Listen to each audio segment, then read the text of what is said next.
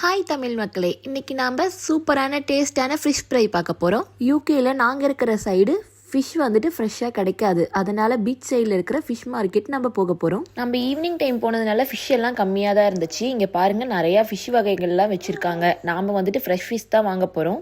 இந்த ஃபிஷ் மட்டும்தான் ஃப்ரெஷ்ஷாக இருக்குது. கொஞ்சம் இவங்கக்கிட்ட க்ளீன் பண்ணியே நாம் வாங்கிக்கலாம். இந்த ஃபிஷ்ஷை நாம் ஃப்ரை பண்ணி சாப்பிட போகிறோம்.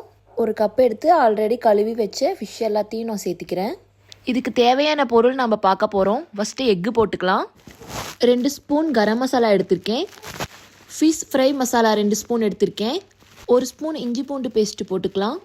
தேவையான அளவு சால்ட் ஆட் பண்ணிக்கலாம். ஃபிஷ்குள்ளே மசாலா இறங்குற மாதிரி நல்லா மிக்ஸ் பண்ணி விட்டுக்கலாம். நல்லா மிக்ஸ் பண்ணிவிட்டு இந்த மாதிரி இருக்கிறப்போ 1/2 லெமன் எடுத்து புளிஞ்சு விட்டுக்கிறோம். அப்புறம் கொஞ்சோண்டு கருவேப்பிலை எடுத்திருக்கேன். அதையும் நம்ம இதோட ஆட் பண்ணிவிட்டு நல்லா மிக்ஸ் பண்ணிப்போம். இப்போ நம்ம மேரினேட் பண்ணுறதுக்கு ஒரு பிளேட்டில் மாற்றிக்கலாம். 20 மினிட்ஸ் ஃப்ரிட்ஜில் வச்சு எடுத்துக்கலாம். ஒரு பாத்திரத்தில் ஆயில் விட்டுக்கிறோம். இங்கே பாருங்கள், நல்லா மசாலாலாம் உள்ளே இறங்கிடுச்சு. இப்போ நம்ம எண்ணெயில் சேர்த்திக்கலாம்.